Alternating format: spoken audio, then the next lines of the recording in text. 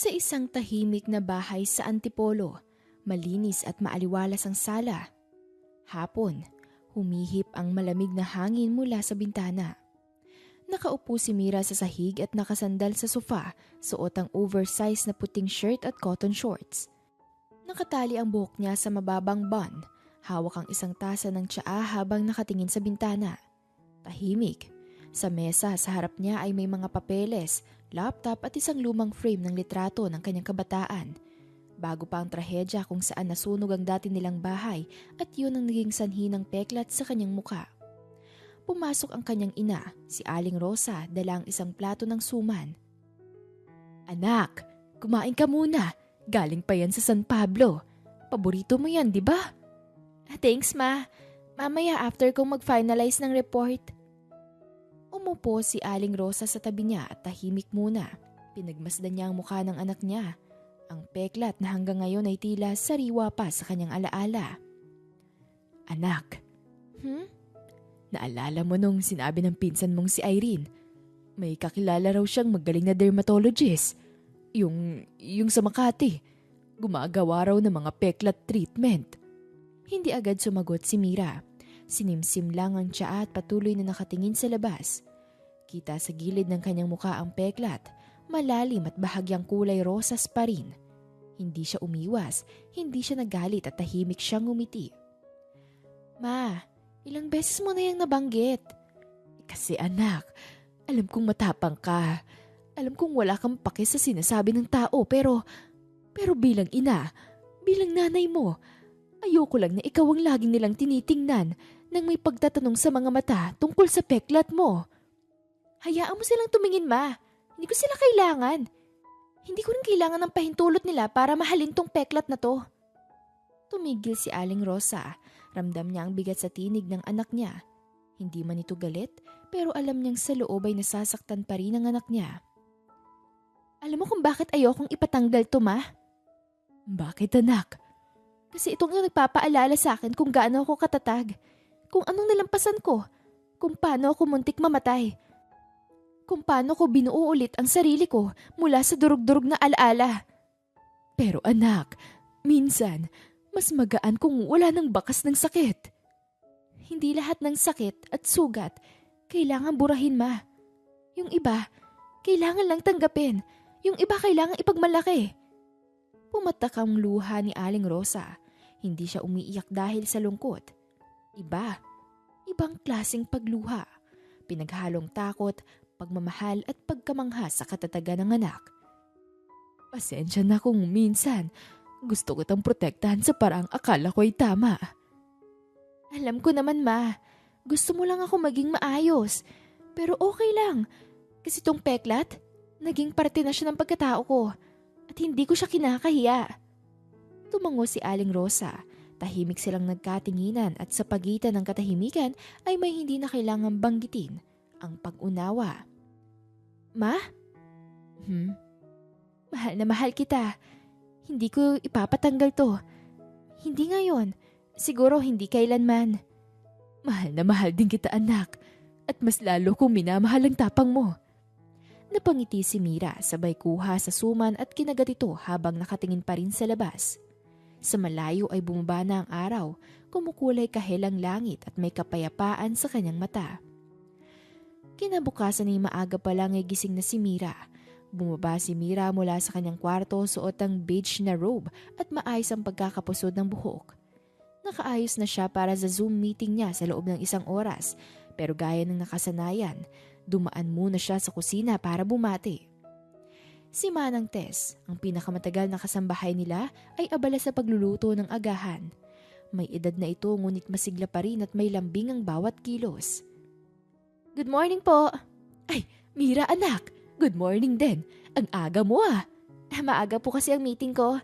Baka hindi ako makakain mamaya kaya bumaba na muna ako." Napangiti si Manang Tess habang nilalagay sa tray ang sinangag, itlog at tuyo. Sa gilid ng kalan ay may bagong giling na kape na umuusok sa termos. "Gusto mo ng kape? Kakagiling ko lang.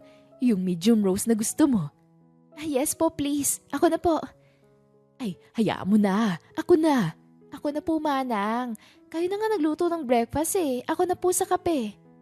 Lumapit si Mira at kumuha ng mug. Maingat niyang nilagyan ito ng kape. Saka umupo sa mesa at tapat sa bintana kung saan dumadaloy ang sikat ng araw. Ang bango. Salamat po, Manang. Wala yun. Pero alam mo, iba ka talaga, Mira. Kahit kailan ay hindi mo kape tinrato na parang tauhan lang. Napatingin si Mira kay Manang Tess. Lahat ng tao dapat tinatrato ng may respeto. Hindi porket may katulong wala na akong pakialam. Kayong bumubuhay sa bahay na to araw-araw. Nakakatuwa ka, anak. Swerte talaga namin sa'yo. Alam mo ba, kahit sina Marivic at Joy, palaging sinasabi na kung pwede lang huwag ka na mag-asawa para hindi kami mapalitan. Napatawa si Mira. Ramdam niyang pagmamahal sa boses ni Manang Tess. Hindi lamang bilang kasambahay, kundi bilang kapamilya na. Grabe kayo. Siyempre balang araw mag-aasawa rin ako. Pero kahit ganon, hindi kayo mawawala. Kayo ang pamilya ko. At saka, tuwing sahod may bonus. Tuwing birthday may parigalo. Kahit hindi namin hinihingi iniisip mo pa rin kami. Siyempre naman po, kasi kayo rin ang naunang nag-alaga sa akin. Hindi ko yung makakalimutan. Nung bata pa ako, di ba? Kayong unang nagturo sa akin kung paano magluto ng sinangag. Oo nga Tapos ang alat ng unang gawa mo. Diyos ko. Opo, tapos pinakain mo pa rin si Kuya Jerry. Hindi mo sinabi agad na maalat. Kasi, proud na proud ka Hindi ko kayang pigilan. Nagpatuloy ang tawanan nila habang sa gilid ng mesa ay sumilip si Joy. Ang isa pang kasambahay, hawak ang pamunas. Manang, naiiyak ka na naman ba dyan? Hindi no, ano ka ba? Ay nako Mira, seryoso to si Manang. Kanina pa niya ako kinukulit tungkol sa breakfast mo. Sabi niya, dapat perfect. Baka raw pagod ka sa trabaho Sweet naman ni Manang. Pero kayo rin huwag niyo rin papabayaan ang sarili niyo. Kapag may kailangan kayo, sabihin niyo lang. Kaya mahal na mahal ka namin Ikaw lang ang amo namin ganyan. Hindi lang ganyan. Anak na rin namin. Sa araw-araw na daloy ng trabaho at katahimikan sa bahay, may kakaibang pagmamahal si Mira sa mga nagtatrabaho sa kanilang tahanan. Hindi siya kailanman nagtaas ng boses, hindi siya nagmamalaki sa kayamanan niya, bagkus ay marunong siyang makinig, magpasalamat at magmahal. Kaya ganun na lamang ang pagmamahal sa kanya ng mga kasambahay. At habang binubuksan ni Mira ang laptop para sa kanyang Zoom meeting, ay tahimik nang umiti si Manang Tess habang pinagmamasdan siya mula sa kusina. Sa isip ni Manang Tess ay iisa lang ang bumabalik-balik. Kung lahat ng may kaya ay kasing bait ni Mira, wala sanang kasambahay na umiiyak sa tahimik. Isang araw, bitbit ang kanyang black envelope folder at suot ang puting blouse na may simpleng ruffles sa manggas, dark gray slacks at closed shoes na bahagyang may takong. Nagpunta si Mira sa isang job interview sa Velasquez Corporation, isa sa pinakamalaking kumpanya sa bansa. Maaga siyang dumating. 9 a.m. ang schedule ng kanyang interview pero 8:15 pa lang ay nasa lobby na siya ng Velasquez Building.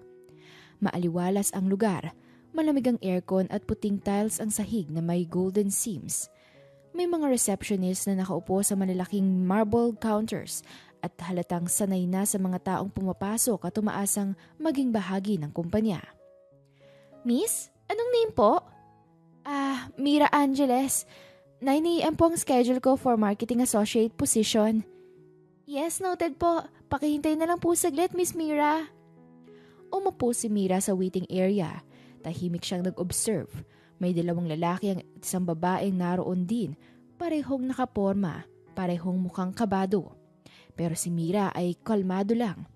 Nakapikit pa nga siya ng ilang segundo para magdasal. 9:00 ng eksakto ay tinawag siya ng isang staff. Sumunod siya sa hallway papunta sa interview room. Sa loob ay may long table at 3 nakaupo.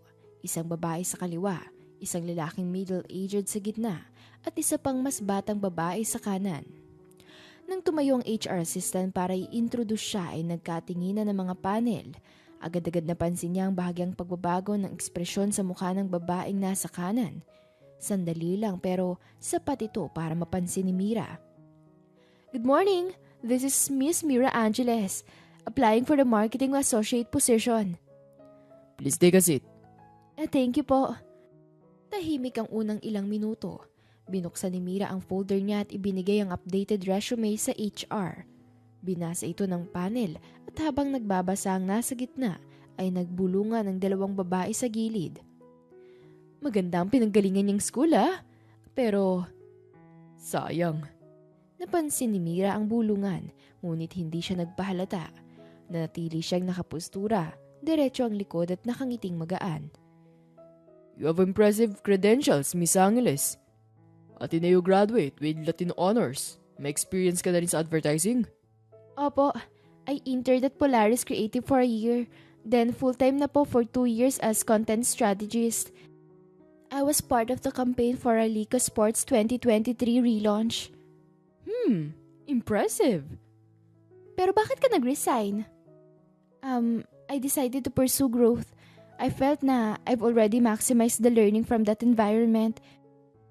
And I wanted to challenge myself with the larger organization. Alam mo ba kung gaano ka-demanding ang trabaho rito sa Velasquez Corp? Opo, I've done my research and I'm aware of the workplace and I'm prepared for it. Sa mga client presentation, minsan required ang face-to-face. Nakikita mo naman siguro sa trabaho namin. Appearance plays a big role. Kasi image conscious sa mga client. Yes, may mga brands kami na very specific sa representation. Hindi lahat ng company ay flexible sa ganyan. Biglang tumahimik ang silid. Tumawa ng mahina ang babaeng panelist sa kanan. Hindi malakas, pero sapat para maramdaman ng insulto. Habang nakatitig sa kanya ay dumako ang tingin nito sa kanyang kaliwang pisngi. Sa malalim at mahabang peklat na halos pumatong sa cheekbone at umabot sa gilid ng labi. Excuse me po. Is there something funny? Wala naman. Just clearing my throat. Baka po kasi may gusto kayong sabihin ng derechahan. Let's be professional here. We're conducting an interview. Tumango si Mira. Tumindig siya mula sa kanyang kinauupuan. Maingat niyang kinuha ang folder at isinara. I believe this interview has already told me everything I need to know about this company. Hindi ko po kinakahiya ang peklat ko. Sa katunayan, proud po ako sa kanya. Kasi sa likod ng peklat na to, may kwento ng buhay, ng survival at ng paninindigan. Tumahimik ang buong silid. Hindi makatingin ng diretso ang tatlong panelist. Si panelist 1 ay tila gusto pang magsalita pero agad siyang naunahan ni Mira. Kung hindi ako tatanggapin sa trabaho dahil sa itsura ko, salamat na lang po. Pero sana sa susunod, maging tapat kayo sa pagtanggap ng aplikante. Hindi dahil sa muka. Marahan siyang tumalikod. Hawak ang itim na folder at binuksan ang pinto ng boardroom ng Velasquez Corporation. Ramdam sa likod niya ang bigat ng katahimikan. Isinara na sana niya ito nang marinig ang isang boses. Malinaw, diretso at hindi nag-aalinlangan. Excuse me, miss.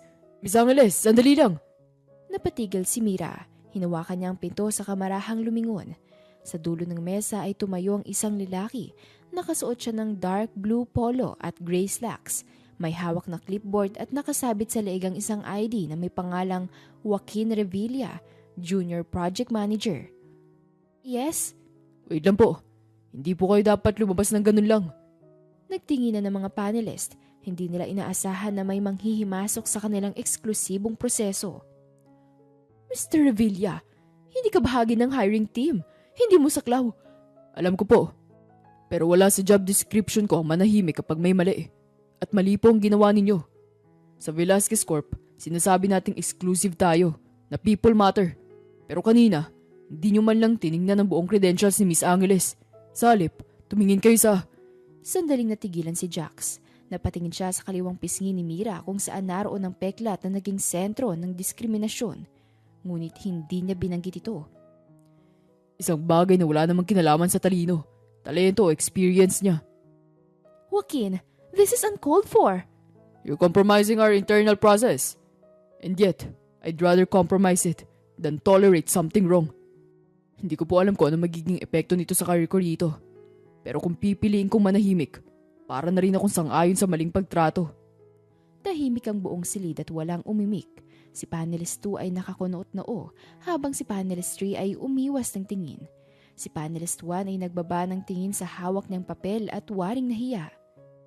Hindi ko po kilala si Miss Angeles, pero sa ilang minuto ng interview na to, mas nakita ko pa ang karakter niya kaysa sa kung ano-anong mga external trait. At kung ito ang uri ng aplikanteng tinatanggihan natin, baka kailangan na po nating i-review ang standards natin. Humigpit ang hawak ni Mira sa kanyang folder. Hindi siya sanay na may tumatayo para sa kanya. Hindi siya sanay sa ganitong klaseng tapang mula sa iba, lalo na sa harap ng mas nakakataas sa posisyon. Pero ngayon, heto ang isang estrangherong walang alam sa kanyang tunay na pagkatao pero piniling pumagitna. Thank you, Mr. Revilla. Okay na lang po. Or Jax if you prefer. Salamat, Jax. Ngumiti si Jax, isang tipid ngunit totoo. Kayo na pong bahala sa susunod, pero hindi ko na ito matitake back. Alam ko pong may consequences to, pero ayoko pong lumipas ang araw na to nang hindi ko sinasabi ang tama. Naiintindihan ko at na-appreciate ko yan. Joaquin, you may excuse yourself. This is now a closed process. Ngumiti lang si Jax, hindi arugante at hindi rin galit, ngunit punong-puno ng dignidad ang kanyang postura habang tumatalikod siya at tahimik na lumabas ng silid. Pagkaalis niya ay walang nagsalita. Muli ay tumingin si Mira sa tatlong panelist.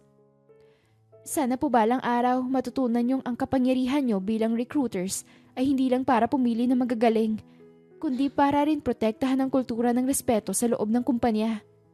Saka siya tuluyang lumabas ng silid. Walang ngiti pero taas noo at walang pagsisisi. Pag-uwi ni Mira ay tahimik ang paligid ng mansyon nang bumaba ng sasakyan si Mira. Mahina na ang ulan pero basa pa rin ang tiles ng driveway. Hawak pa rin niya ang itim na folder. Binuksan ng mayordoma ang pintuan. Ma'am Mira, dumating na po ang inyong lolo. Galit na galit po siya. Ha? Nasaan siya? Nasa library po. Tahimik na tumango si Mira at lumakad papasok. Hindi niya agad inalis ang suot na trench coat. Ni hindi siya nagpalit ng sapatos at diretso siya sa pamilyar na daan patungo sa silid aklatan. Ang silid kung saan siya unang natutong bumasa, kung saan siya unang pinagbasa ng lola niya ng mga business papers at family legacy documents. Pagbukas ng pinto ay naroon si Don Silvestre Velasquez. Nakatayo ito sa harap ng isang pader na mga larawan, lahat ng lumang CEO ng Velasquez Corporation, lahat ng lalaki, lahat ng mukhang makapangyarihan. So it's true, you were humiliated in our own house. Hindi ako na-humiliate, Lolo. Tinanggihan lang nila ako dahil sa mukha ko. That's worse. Hindi. Mas okay na yun kaysa tanggapin ako dahil lang sa apelido ko. You shouldn't have done that. That was unnecessary. You're the sole heiress. Wala kang kailangang patunayan sa kahit na sino. Pero sa sarili ko, meron. Lumingon si Don Silvestre. Nakasuot ito ng navy blue na barong. Laging maayos at laging makapangyarihan ang tindig. Mira, anong gusto mong gawin ko? Sisantihin ko lahat ng panelists, pati ang HR head? I'll purge the entire recruitment team. Huwag po. O bakit hindi? Ginawa nila yun sa'yo. Akala nila aplikante ka lang. They disrespected you. Ganun ba dapat ang sukli sa pagusga? Instant dismissal? Sometimes justice is swift. But legacy is strategic. Napatingin si Don Silvestre sa kanya. May bahid ng pagkagulat sa mukha niya pero hindi niya ipinakita ng buo. Sa halip ay dumiretso siya sa inuming nasa lamesa, isang baso ng whiskey at saka lumingon muli. So anong balak mo? Alam mo na po ang sagot, Lolo. Public reveal? Hindi lang po basta reveal. It's time they understand what Velasquez really means. Hindi lang to pangalan ng isang pamilya. Dapat ito ay pangalan ng prinsipyo. Mira, kung sasabihin mo ang totoo na ikaw ang tagapagmana ng Aurora Velasquez, na ikaw ang bagong mukha ng V-Corp, hindi ka na makakabalik sa tahimik mong mundo. I never wanted a quiet world. Gagawin mo to dahil sa interview, dahil sa 3 panelist. Gagawin ko to para sa lahat ng hindi tinatanggap dahil lang hindi sila pasado sa pamantayan ng kagandahan. Para sa bawat aplikanteng pinagtatawanan, pinagdududahan at dinidismiss dahil lang sa mukha nila. Hindi mo kailangang gawing personal ang business. Pero dapat, Laging may personal responsibility ang negosyo. Isang sandaling katahimikan ang bumalot sa silid. Maya-maya ay may kumatok sa pinto. Ma'am Mira, nandito na po si Ma'am Aurora. Napatayo si Mira. Si Lola? Galing po sa retreat house. Nalaman daw po niyang nangyari. Bumukas ang pinto. At naroon ang naka-wheelchair, ngunit tuwid ang likod. Matalim pa rin ang mga mata. Si Aurora Velasquez, ang nagpatatag ng Velasquez Corporation. Mira. Lola. Lumapit agad si Mira at niyakap ang kanyang lola mula sa gilid. So, pinahiya ka nila? Hindi po nila alam kung sino ako. Good. That means they treated you like anyone else. Yun nga ang problema, Lola eh. I was treated like everyone else. Meaning, kung may peklat ka, hindi ka worth ng second look. Alam mo ba kung ilang beses akong tinanggihan dati dahil babae ako? Alam mo bang may investor noon na tinawanan ako sa boardroom dahil daw wala raw akong balls? Alam ko po. At anong ginawa ko? Hindi mo sila sinisante? No, I bought their companies. Napangiti si Mira. Here we go again. Ay nako Silvestre, ikaw din noon. Tutol sa pagbibigay ko ng shares kay Mira, hindi ba? I was trying to protect her. From what? From becoming what she is meant to be? Tahimik si Don Silvestre. Mira, anak, you have my blessing. I want to start it with the General Assembly. Bukas po. Gawin mong mas matindi. I-announce mo sa mga empleyado. Tanggalin mo ng takot. Magpakilala ka na bilang ikaw.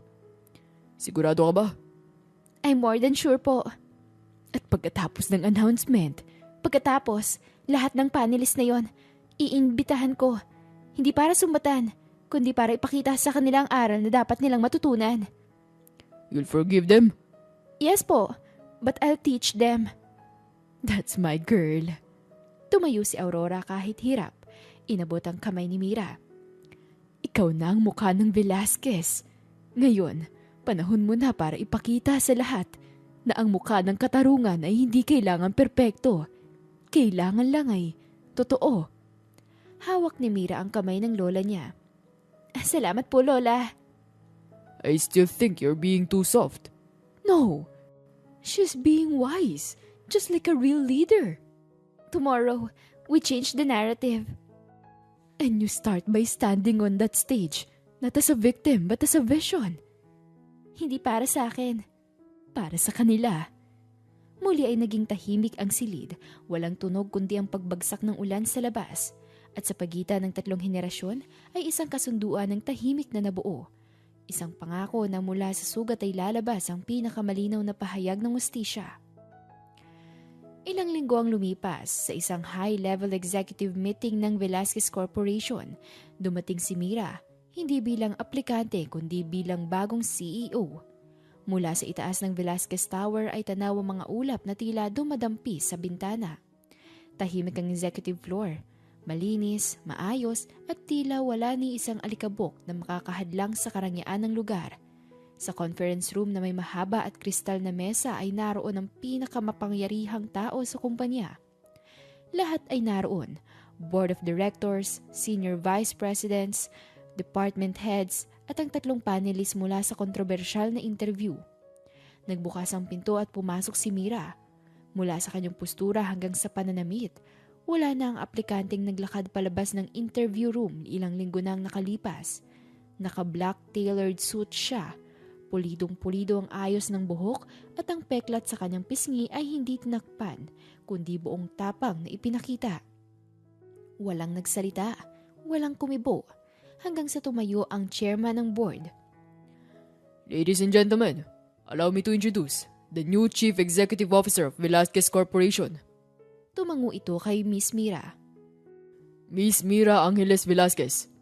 Sandaling napuno ng bulungan ng silid. What? Wait, siya yun? That can't be. She was just an applicant. Tahimik na lumapit si Mira sa dulo ng mesa. Ang kinauupuan noon ng kanyang lola. Doon siya tumayo at hinarap niya ang buong kwarto. Magandang umaga sa inyong lahat. Tahimik at seryoso ang lahat ng muka. Ilang linggo na ang lumipas mula na magpakilala ako sa inyo bilang isang ordinaryong aplikante. Gusto ko sanang paniwalaan na sa mundo ng corporate professionalism and qualifications at values ang husga, hindi ang itsura. Pero alam kong hindi pa tayo naroon.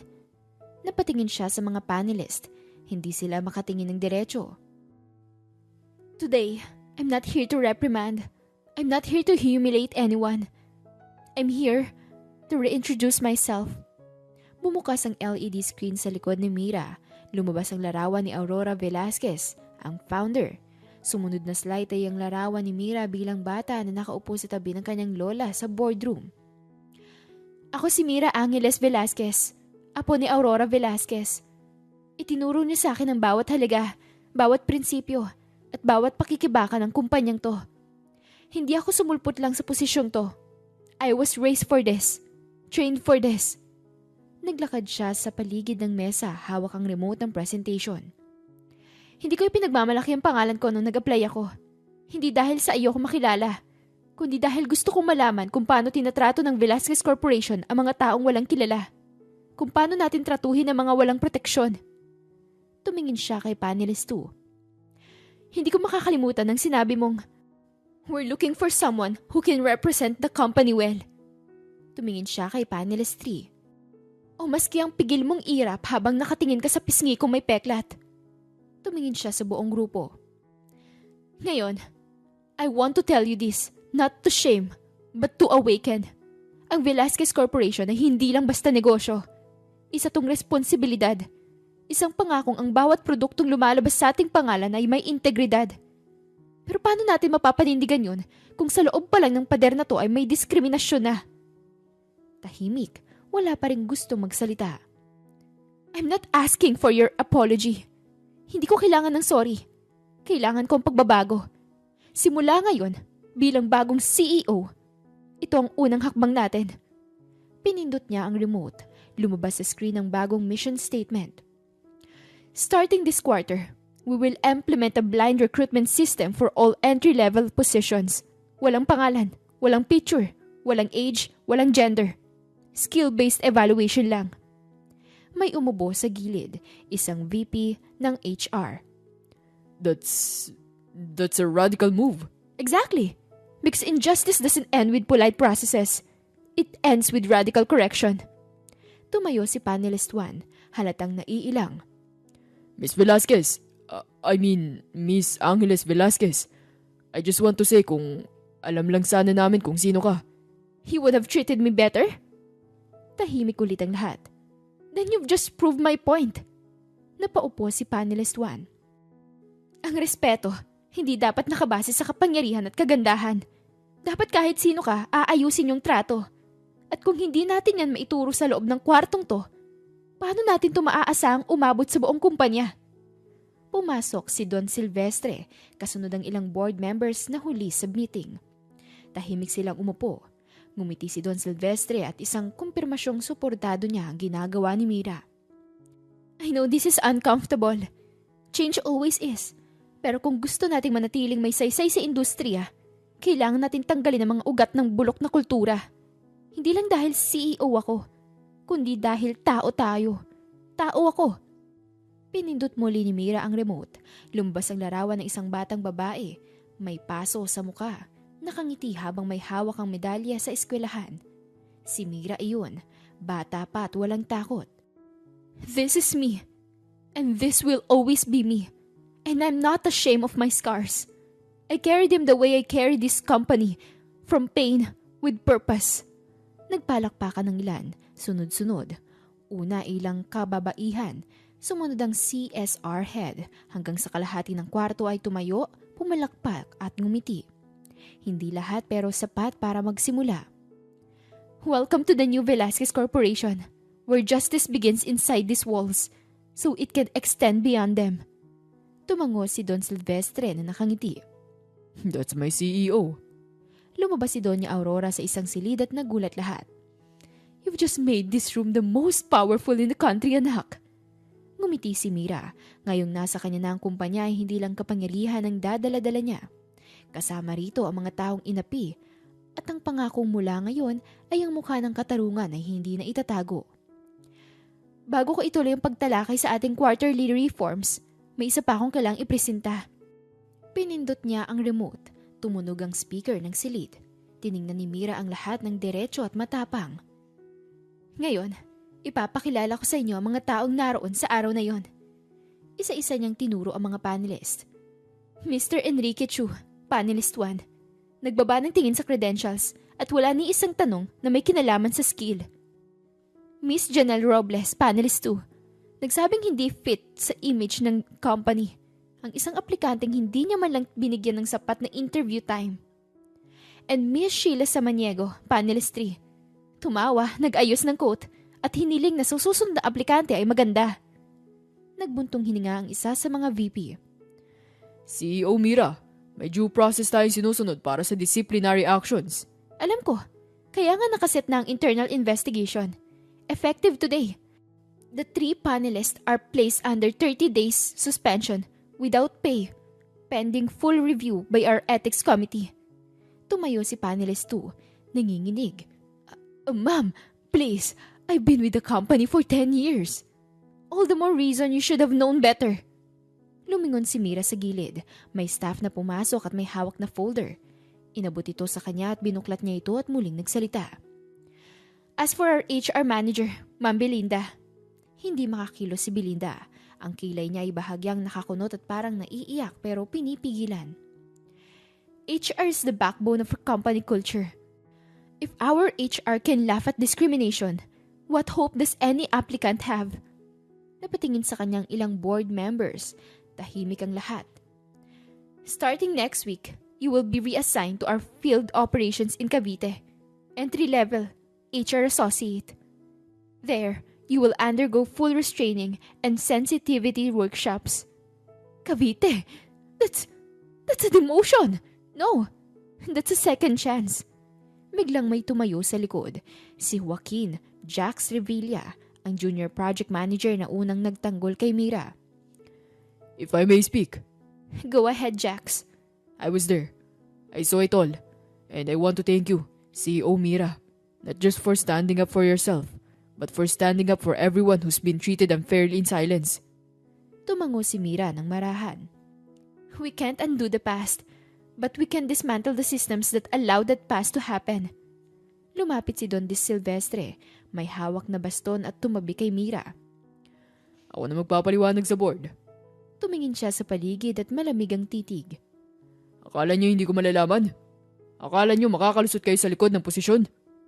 This company belongs to someone who worked 10 times harder than you, who walked into a room of wolves and didn't flinch. Don Silvestre, let's remain professional. Professionalism doesn't mean silence. It means accountability. Hindi ko layunin na siraan kayo. Layunin kong gisingin kayo dahil kung hindi ko to gagawin, mauulit lang to. Pinindot muli ni Mira ang remote. Lumabas ang huling slide. Respect should never be conditional. Starting today, this will be printed on every onboarding folder, every employee handbook, and every training room. CEO Mira, do we have a chance to redeem ourselves? That's not a question for me. That's a question for your actions moving forward. May tumayong isa pang babae, CSR head, si Miss Lyra Dizon. CEO Mira, I'm proud of what you did, and I volunteer to spearhead the new inclusion programs. Let's make this company safer, not just smarter. Ngumiti si Mira sa wakas. Then let's get to work. Habang nagsisimula na maglabasan ng mga board members ay naiwan sa silid si Mira, si Jax at Don Silvestre. Alam mo, kung di ko nakita yung resume mo, akala ko talaga aplikante ka lang eh. Pero ngayon, CEO ka namin. Mas mahalaga kung CEO ako na may prinsipyo, hindi lang titulo. Napanatili mo ang puso ng lola mo sa kumpanyang to, anak. Ngayon, sigurado ako nasa magaling na kamay na tayo. Lumapit si Mira sa bintana. Tiningnan niya ang skyline ng lungsod. Simula pa lang to. At hindi lang ako ang mukha ng katarungan. Lahat ng taong piniling tumindig kahit takot sila. Sila ang tunay na pagbabago. Maggagabi na sa rooftop lounge ay may dalawang lalaking nakaupo sa sofa sa tabi ng salaming barandilya, hawak ang tig-isang boteng beer. Bro, hindi ko alam kung dapat ba ako matuwa o matakot. Umawang ang labi ni Migs. Gago, si Mira Angeles ba yon? Siya pala ang CEO Mira Velasquez Angeles. Oo bro, siya nga yun. Yung tinilungan ko nung interview. We, di ako makapaniwala ah. Kahit naman ako eh. Nagtawanan silang dalawa pero may halong nerbiyos ang tawa. Si Migs ay ka-team ni Jack sa project management. Matagal na silang magkaibigan mula pa noong pareho silang intern. Pucha pare, wala kang kaalam-alam. Pero bigla ka na lang sumabat sa HR panel ah. Bro naman kasi, ang sama talaga ng vibe ng interview na yun. Literal na napailing ako habang pinapanood nila si Mira. Alam kong mali. Alam mong mali and still, may lakas ka ng loob. Alam mong wala ka sa hiring team pero nakisawsaw ka. At that time, wala na sa akin kung masisib ako o ma-blacklist ako. Basta alam kong di ako magiging parte ng pananahimik. Grabe ka bro. Hindi ka lang basta nakisawsaw. Niligtas mo ang karir mo. Ngayon, CEO na siya. Hindi ko naman ginawa yun para sa gantimpala, Migs. Ginawa ko yun kasi may nanay ako na araw-araw din hinuhusgahan dahil lang sa itsura niya. Kulubot, nagtatrabaho sa palengke, amoy mantika. Pero honest at masipag. At alam kong kung siya ang in-interview nun, ganun din ang trato ko. Saglit na katahimikan. Mira Velasquez. Legit. Ang tagapagmana ng buong Velasquez Corp. Hindi ko nga alam kung paano pa ako makikipagkita sa kanya bukas eh. Tipong, ay ma'am, ako nga pala yung binulabog ang hiring process nyo. Oo nga bro, no? O kaya, ma'am, baka po may maiabot kayong promotion. Tumigil ka nga dyan, baliw. Pero bro real talk. Proud ako sa'yo Hindi lahat may balls para gawin yung ginawa mo. Tapos yung revelation pa kanina sa boardroom, sheesh, parang pelikula. Alam mo nakakabilib. Hindi siya nagalit ng padalos-dalos. Hindi siya nagtataray at hindi siya nagwawala. Pero ramdam mo yung bigat ng paninindigan niya. Parang boses ng ustisya. Kalmado pero matalim. Kaya pala kinilabutan ako nung tumayo siya kanina at pinakita yung CCTV. Parang sinaksak ang konsensya ng lahat eh. Kita mo yung mata ni Ma'am Belinda? Parang lumubog ang kaluluwa eh. Teka, so ibig sabihin, technically, ikaw ang hero ng origin story ni CEO. Baliw, hero agad. Pwede bang co-star? Bro, kung sa K-drama, ikaw yung lead man na hindi niya alam. Silently loyal at matapang. Naku po, huwag kang magsimula ng teleserye dyan. Pero seryoso bro anong plano mo ngayon? Ngayon na alam mo na kung sino siya. Wala naman nagbago eh. CEO siya, oo. Pero siya pa rin yung babaeng tinulungan ko dahil hindi tama yung ginagawa sa kanya. At kung kailangan ulit tumayo para sa tama, gagawin ko pa rin yun. Naks naman! Galing Di ko ma-imagine yung confidence mo bro. Ako siguro, nag-walkout na ako sa kahihiyan. Ewan. Siguro kasi, kapag mali, kahit tahimik ang lahat, may kumukulo sa loob ko. So next question, nasa top floor na tayo. CEO na siya. May chance pa ba ang junior PM tulad mo? Chance saan? Pagtataka ni Jax. Alam mo na. Tiningnan siya ni Jax ng masama pero may pilit na tawa sa dulo. Uulitin ko hindi yun ang intensyon ko. Pero hindi mo rin maidideny na ma-admiration ka sa kanya. Hindi lang bilang CEO. Natahimik saglit si Jax. Siguro kasi, bihira ka makakita ng ganyang klase ng tao. Matatag pero hindi marahas. Matalino pero mapagpakumbaba. Siguro kaya siya ang CEO dahil hindi lang siya magaling, may puso siya. At may pag-aalala siya sa bawat sakit na pinagdaraanan ng mga gaya natin. So ano next move mo, hero? Tumingin si Jack sa beer at saka ngumiti. Iinom muna. Bukas na ang laban ulit. Nag-toast silang dalawa. Para sa bagong CEO. Para sa mga taong hindi natatakot tumayo, kahit mag-isa. Nagtaas sila ng bote at sa background ay ang tanawin ng syudad. Maliwanag, magulo pero puno ng pag-asa. Kinabukasan ay bumukas ang elevator at pumasok si Mira. Nakasuot ng maroon power suit, slick ang ponytail at dala ang leather case ng mga papel para sa executive briefing mamaya. Tahimik siyang pumasok, ngunit agad siyang napansin ng dalawang empleyadong babae sa loob. Nakasuot ng parehong department ID, parehas naka-blazer, ngunit hindi mapigilan ng mapagmasid sa mga mata. Ganda sana eh, kaso yun lang talaga oh. Sayang no, mukhang matalino pa naman. Kung ako siguro yan, magpaparitoke na ako. Pero CEO nga kasi, kaya kahit may ganyan, untouchable. Tahimik lang si Mira, hindi siya tumingin, hindi rin siya kumibo. Pero ramdam sa buong elevator ang bigat ng presensya niya. Pagkabukas ng pinto sa 27th floor, papalabas na siya nang biglang lumitaw si Jax galing sa kabilang hallway. May hawak itong tablet at reports, at nang makita ang dalawang babae ay bahagyang kumunot ang noo niya. Lumingon kay Mira sa kamuling tumingin sa kanila. Good morning, ladies. Sana mas maganda rin ang ugali natin kaysa sa umaga ngayon, no? Napako ang ngiti ng dalawang babae. Nagkatinginan sila at halatang alam na narinig sila. Sorry po, Sir Jax. Hindi po namin sinasadya. Alam nyo, ang respeto, hindi lang yan sa harapan. Mas sinusukat yan kapag akala nyong walang nakakarinig. Walang sumagot. Tumalikod si Jax at sumabay kay Mira papasok sa executive wing. Hindi mo naman kailangan gawin yon. Hindi ako tahimik sa mali. Alam mo yan. Bahagyang napangiti si Mira. Oo nga pala, nakalimutan ko sandali. Nagkausap sila ng sandali. Kwentuhan at kamustahan. Feeling close si Jax pero komportable sila sa isa't isa.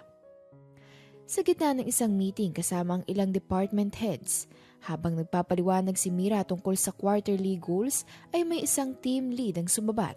Nakangiti pero may bahid ng insulto. CEO, I was just wondering, may plano po ba kayo maging ambassador ng Beauty Beyond the Scar? Para may pakita natin sa public yung courage ng leadership. Tila may ilan na napangisi. Hindi agad sumagot si Mira, ngunit bago pa man siya makapagbigkas ay nagsalita si Jax. Malamig ang tono. With all due respect, sir, I think what our CEO shows every day is more than enough to prove her courage.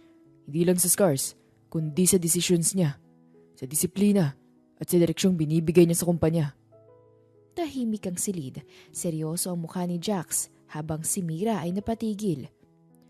And unless mas solid pang kayong performance report kaysa sa kanya, I suggest we stick to metrics and not metaphors. Sorry. Wala naman akong ibang ibig sabihin. Joke lang. Mr. Landicio, sa susunod po, mas maganda kung ang joke ay may laman. Hindi lang lait na may ngiti. Noted, ma'am. Natahimik ang lahat. Hinayaan na magsalita si Mira. Napangiti naman si Jax ng palihim.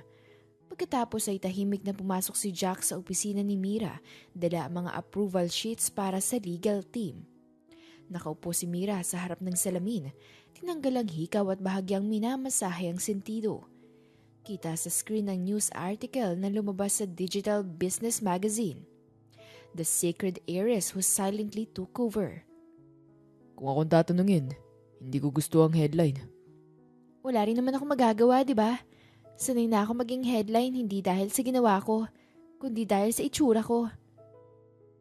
Pero kung akong susulat, ang ilalagay ko, The Woman Who Silenced Giants with Grace. Ang galing mo sa mga linya, ha? Kasi totoo naman eh. Bakit mo ginagawa to, Jax? Hindi mo kailangan akong ipagtanggol. Kaya ko naman ang sarili ko eh. Hindi ko ginagawa to dahil kailangan ko. Ginagawa ko to kasi dapat lang. Kasi hindi lahat ng may boses ay ginagamit ito sa tama. At kung may pagkakataong magamit ko yung sa akin, para sa hustisya gagawin ko. Tahimik si Mira. Besides, I've seen worse scars. Yung iba hindi lang kita pero nandyan. Sinisira na ang loob mo. Tulad ng? Yung insecurity. Insecurity ng mga taong hindi sanay sa babaeng mas matalino, mas matatag, at mas may prinsipyo kaysa sa kanila. Salamat talaga, Jax. Wala yun. Asahan mo, basta may panlalait ako ang unang tatayo. Napangiti si Mira. Masaya siyang kausap si Jax at kahit papaano ay naging close sila. Lumabas si Jax. Kumukuha ng kape si Jax nang lumapit siya sa isang marketing staff. Sir Jax, totoo po bang si Mira ay yung babaeng tinulungan niyo dati nung interview? Hindi ko alam kung ako ang tumulong sa kanya o siyang nagturo sa akin kung paano tumayo sa tama. Ang dami naming humahanga sa kanya eh. Pero may ilan pa ring, mapangusga. Kaya nga nandyan siya para ipakita na kahit anong husga, hindi yun sapat para pigilan ng tunay na galing. At kung kailangan ng mas maraming taong katulad niya, kailangan din ng mas maraming katulad natin, handang sumuporta. Kinagabihan, lumabas si Mira, nakayuko hawak ang susi ng kotse. Naka-face mask siya pero hindi sapat para itago ang hapdis sa mga mata. Ilang oras ng pagpigil. Ilang salitang pilit nilulunok buong araw, ngunit naroon si Jax, nakasandal sa sasakyan at parang alam ang lahat kahit walang sinasabi. Long day? Mas mahaba pa sa tingin ko. Tara kape muna. Or tahimik lang sa rooftop. Rooftop? Kinagabihan, mabigat ang bawat hakbang ni Mira palabas ng gusali. Bit-bit niya ang susi ng kotse pero hindi yun ang tunay na bigat na pasan niya. May kung anong mas mabigat pa. Hindi papel, hindi gamit kundi ang salitang hindi nasambit. Mga luhang pilit ikinubli sa buong maghapon. Naka-face mask siya pero hindi kahit anong takip ay hindi sapat para ikubli ang pamumugto ng mga mata niya. Ilang beses siyang napahinto bago tuluyang makalapit sa parking lot para lang huminga. Para lang hindi tuluyang sumabog. Pagdating niya sa sasakyan ay hindi siya kaagad lumapit.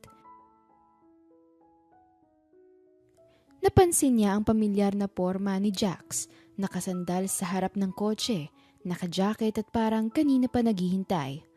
Hindi niya inaasahan yun. Hindi niya sinabi pero naroon ito. Long day? Simple lang, walang pressure, wala ring bahid ng panguusisa. Mas mahaba pa sa tingin ko. Sagot ni Mira habang binubuksan ng sasakyan. Pero hindi siya pumasok. Napatingin siya kay Jax. Tara, kape muna? Or tahimik lang sa rooftop? Jax smiled slightly under the dim light. Rooftop. Tahimik silang sumakay ng sasakyan. Hindi na kailangan ng direksyon. Pareho na silang sanay. Walang kailangang sabihin. Alam na ni Mira kung saan dadalhin si Jax at alam na rin ni Jax kung anong klaseng gabi ang kinakaharap ni Mira. Wanna talk about it? Basag ni Jax sa katahimikan ng hindi pilit. Parang alok lang ng tubig sa isang uhaw. Pwede pero hindi pinipilit. Mira shook her head lightly. Hindi pa kaya. Jax nodded. Okay, walang pilitan. Muling tumahimik ang paligid. Nakasandal si Mira at nakatingala sa langit. Alam mo, minsan iniisip ko kung ilang beses ko pa kailangang ngumiti para lang matawag na matatag. Sabi niya at halos bumulong. Jax didn't respond right away. Hinayaan muna niyang umalingaw-ngaw ang tanong sa hangin. Siguro kasi matagal ka ng matatag. Sagot niya sa huli. Kaya kahit kapag pagod ka na, iniisip ng mga tao, kaya pa ni Mira. Napangiti si Mira pero bakas ang lungkot. Ayoko na minsan. Gusto ko na lang maging ordinaryo. Yung may karapatang mapagod, magalit at sumuko. Tapos, sino magiging matatag para sa'yo? Tanong ni Jax, direkta pero malambing. Natigilan si Mira, lumingon siya kay Jax. Ikaw? Kung papayag ka. Sagot ni Jax, diretso sa mga mata niya. Baka oras na rin para may ibang sumalo sa bigat mo. Tahimik, nakatitig si Mira sa kanya. Walang halong drama pero dama ang bigat ng salitang yun. Sobrang dami kong gustong sabihin, Jax. Ani Mira na halos pabulong. Pero parang wala akong boses. Lahat ng galit, sama ng loob, takot. Hindi ko na alam kung paano ilabas. Then, huwag muna. Hindi kita pipilitin magsalita. Ang mahalaga, nandito ako at nandyan ka. Umiling si Mira. Nakakatawa pero may luha sa gilid ng mata. Alam mo, minsan naiinggit ako sa iyo eh. Parang lagi kang kalmado. Parang alam mo kung anong sasabihin at kailan tatahimik. Hindi ako kalmado, Mira. Magaling lang ako magtago. Pero ngayong gabi, para sa'yo. Lahat ng katahimikan ko ibibigay ko. Hanggang handa ka na magsalita. Mira finally let out a shaky sigh. Tumulo na ang unang luha. Dahan-dahan at hindi na niya napigilan. Hindi na nakayang pigilan ito. Jax didn't move. He didn't hug her. He didn't wipe her tears. He just sat beside her, quiet, steady, like a lighthouse in a storm. After a while, Mira spoke again, voice barely above a whisper. "Thank you." For what? "For showing up." Jack smiled, finally reaching for her hand. Hindi mahigpit at hindi rin malamig. Tama lang. As always. And under the quiet stars above the city, with only the sound of the wind around them, Mira finally felt a little less alone. Maybe not okay yet, but safer, stronger, and seen. Ilang buwan ang lumipas, kahit CEO na si Mira ay meron pa rin talagang manghuhusga. Marami pa rin ang hindi siya nirerespeto. Tanging si Jax lang ang tumatanggap sa kanya ng buo. At sa ilang buwan na yun ay madalas silang magkasama ni Jax. Tahimik ang gabi, ulan sa bintana at mahina ang tunog ng jazz instrumental na tumutugtog mula sa speakers. Nasa harap ng salamin si Mira, nakasuot ng manipis na nightrobe at hawak ang isang maliit na jar ng moisturizing cream. Bahagya niyang hinaplos ang bahagi ng kaliwang pisngi, ang peklat na matagal nang nandoon. Tahimik siya habang tinitingnan ng sarili. Hindi na siya umiiyak gaya ng dati, pero may lungkot pa rin sa mga mata. Hindi dahil sa sakit kundi sa pagod, sa paulit-ulit na tanong na kailan ko ba mararamdamang buo ako. Ang dami ko nang napatunayan. Pero bakit kapag nandito pa rin to? Bakit parang kulang pa rin? Tumunog ang cellphone niya sa mesa. Notification mula sa work group chat. Hindi niya pinansin. Imbis ay binuksan niya ang isang contact na nakasave bilang Dr. L. Reyes, Dermasurge. "Hi Doc, maaari po ba tayo mag-set ng consultation tungkol sa scar revision? Gusto ko na po sanang mapatanggal." Kinabukasan ay maaliwalas ang klinik. Malinis ang puti ng mga dingding. Minimalist ang design. Tahimik si Mira habang sinusuri ni Dr. Reyes ang kanyang pisngi. Suot niya ang itim na slacks at beige blouse, formal pa rin kahit day off. Tahimik rin ang doktor habang tinatansya ang lapad, lalim at texture ng peklat. Technically, we can revise this. Hindi man siya tuluyang mawawala. Pwede natin siyang gawing halos hindi na mapansin. Pero Pero ano po? ang tanong, ready ka ba? Kada araw po akong pinapaalalahanan ng mukha ko kung anong nangyari noon. Gusto ko naman kahit minsan makita ang sarili ko na walang paalala ng sakit. Understood. I'll prepare the pre-surgical briefing. Just know, ang decision mo ay valid. Kahit anong dahilan pa yan, hindi kita huhusgan. Tahimik na tumango si Mira. May bigat sa dibdib pero may liwanag na rin sa dulo. Pagkaalis niya sa klinik ay saglit siyang tumigil sa harap ng salamin sa lobby. Sapat na saglit para ngumiti ng marahan. Kinabukasan, sa company, golden hour, dumudungaw ang huling sinag ng araw mula sa likod ng mga gusali. Tahimik ang paligid maliban sa mahina't banayad na hangin na humahaplos sa mga halaman at buhok ni Mira. Nakatayo siya malapit sa railing, suot ang simpleng beige blouse, walang makeup, walang blazer at walang mask. Naglakad si Jax papalapit. Nalaman niya ang nais ni Mira. Kaya pala hindi kita nakita sa opisina buong araw. Hindi ko na kailangan magtago. Maganda ka. Pero yan, alam mo na yun. Salamat. Pero hindi tungkol sa ganda, Jax. Alam mo bang ilang taon kong iniisip kung mawawala ba yung pakiramdam ng hiya kung mawala yung peklat? At nawala ba? Hindi. Nandito pa rin. Pero mas malinaw na ngayon. Hindi lang pala siya tungkol sa balat, kundi sa kung paano ko hinayaang kainin ako ng pananaw ng iba. Tahimik. Ilang hakbang lang ang layo nila sa isa't isa pero dama ang bigat ng damdamin sa pagitan. Alam ko na. Tungkol sa surgery mo. Narinig ko kina Louie. Hindi ko alam kung dapat ba ako magsalita pero gusto kong malaman mo. Na ano? Na kahit kailan, hindi ka naging kulang. Kahit kailan hindi ko tiningnan yung peklat bilang kapintasan. Alam mo ba kung kailan ako unang humanga sa'yo? Hindi ko maalala eh. Sa elevator? Hindi. Sa interview pa lang. Nung una kitang nakita.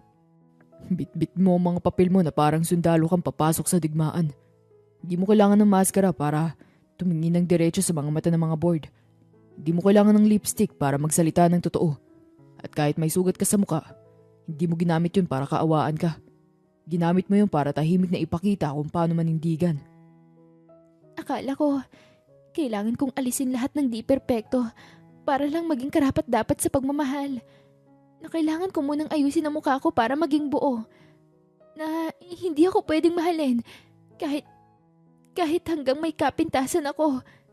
Hindi mo kailangan maging perpekto, Mira. Hindi ka lang CEO. Hindi ka lang tagapagmana. Ikaw si Mira. At mahal kita sa lahat ng anyo mo. Sa bawat umaga na may galit sa mata.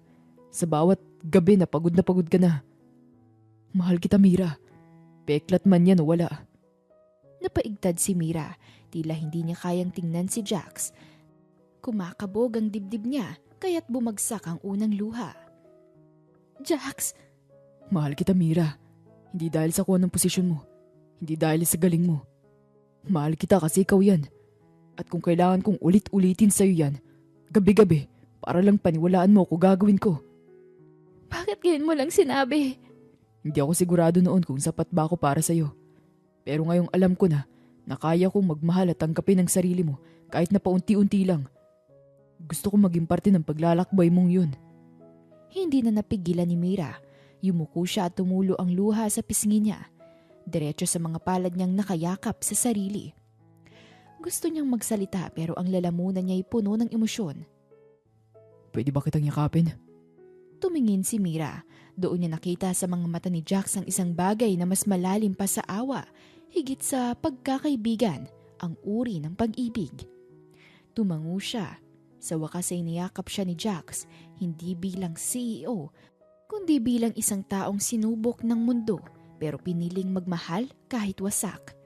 Napaiyak si Mira, hindi dahil sa sakit, kundi dahil sa wakas ay natagpuan din niya ang katahimikan sa yakap ng isang taong hindi kailanman nakita ang kanyang peklat bilang kahinaan, kundi paalala ng lakas.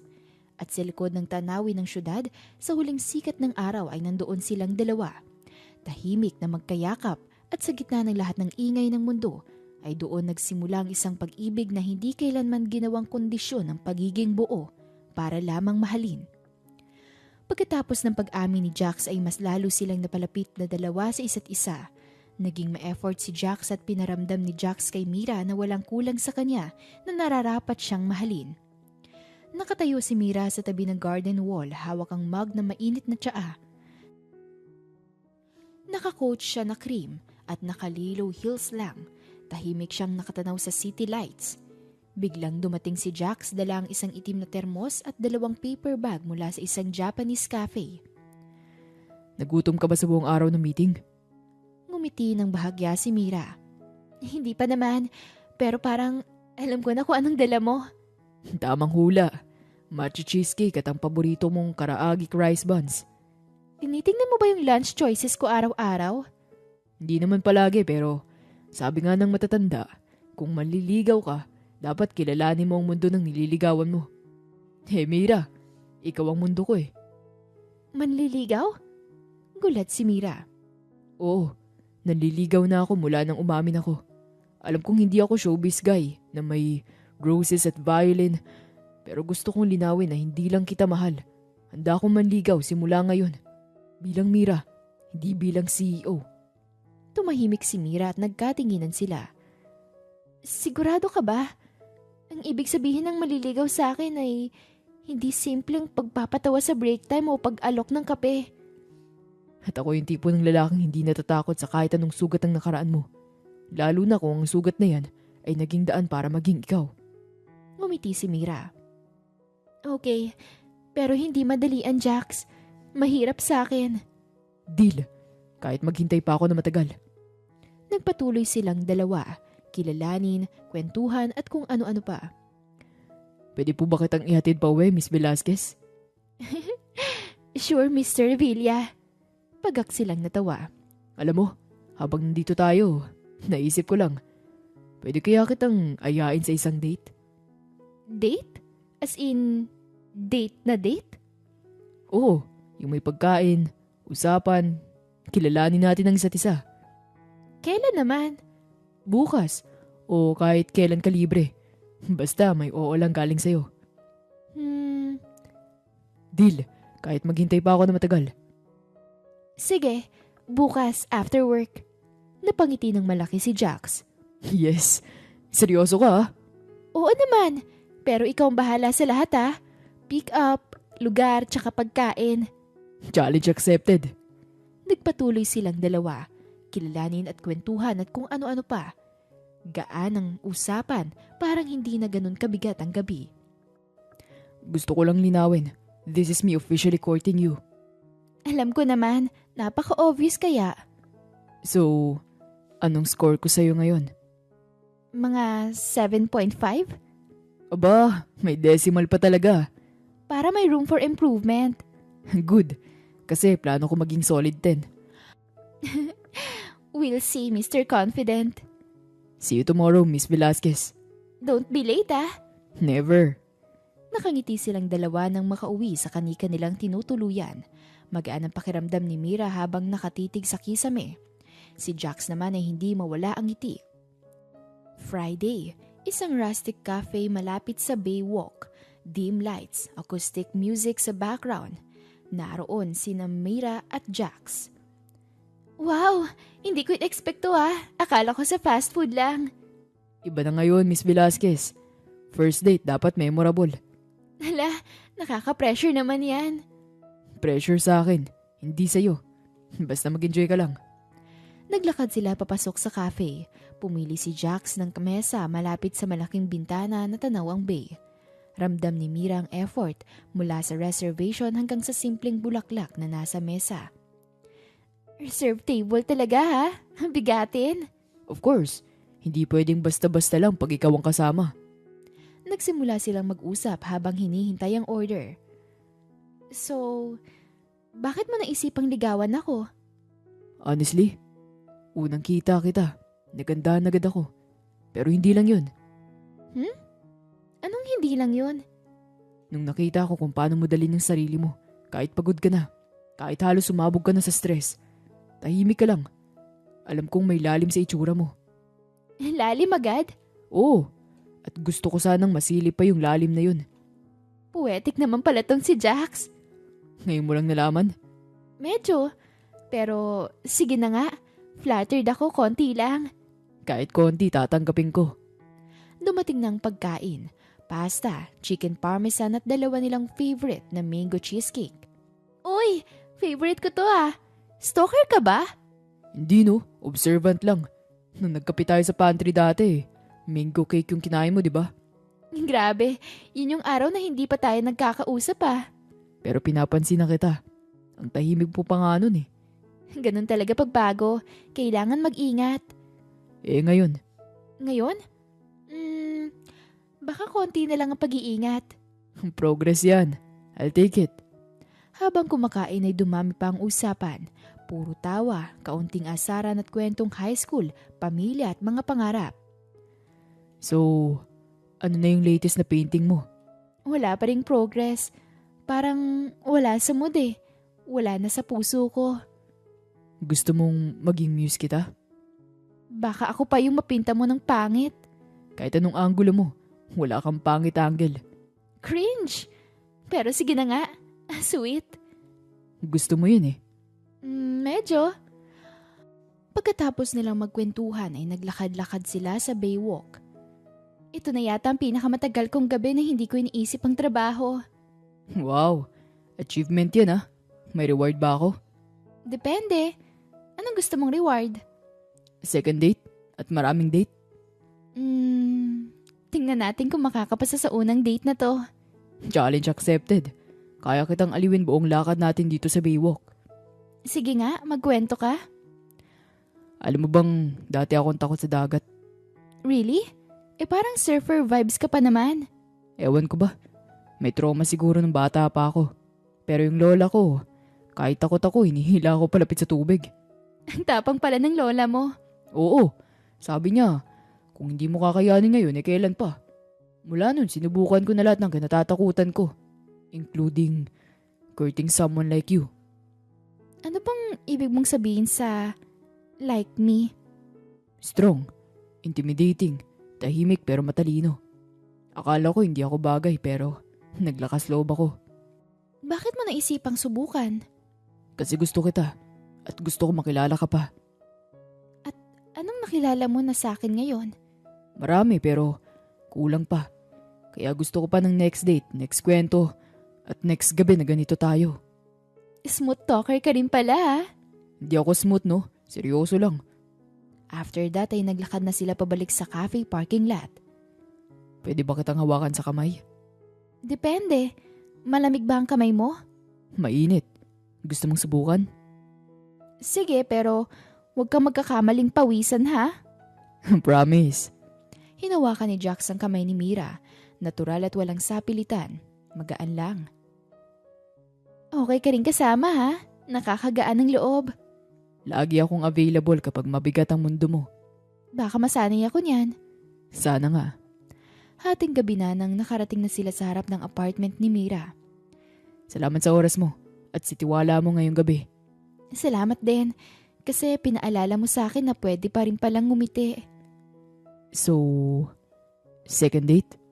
Depende ulit. Anong plano mo sa second date? Surprise. Basta ako nang bahala. Gusto ko yung may stargazing. Noted. I'll bring a blanket and your favorite mango dessert. Kung ganon, yes. Second date. Thank you. Good night, Miss Velasquez. Good night, Mr. Revilla. Nagkatitigan sila ng ilang segundo bago tumalikod si Mira. Habang paakyat siya sa hagdan ay sumulyap siya sa likod. Naroon pa rin si Jax, nakangiti at hindi pa rin umaalis. Ngumiti siya pabalik at sa gabing yun ay pareho silang umuwi na may bagong tahimik na saya. Nagpatuloy ang kanilang paglabas-labas, dinadala siya ni Jax sa kung saan-saan at mas nakikilala nila ang isa't isa. Sa isang open field sa gilid ng lungsod ay may picnic setup, malapit sa isang small observatory. Tahimik, malamig ang simoy ng hangin. Don't pick muna. Sandali na lang to. Ang lamig, Jax! Ilang hakbang pa ba? 3, 2, 1.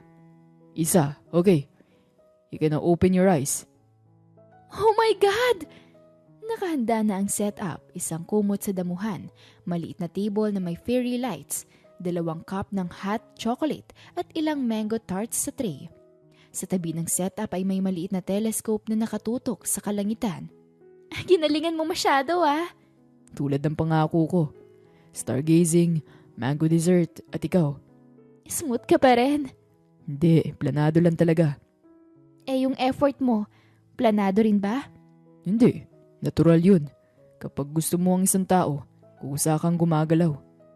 Umupo sila sa kumot na magkatabi, tahimik sandali habang pinagmamasdan ng langit. Minsan, nakakalimutan ko ng maganda pala yung gabi. Ganitong view. Kasi puro fluorescent light ang mundo natin tuwing weekdays. And pressure, at meetings, at deadlines.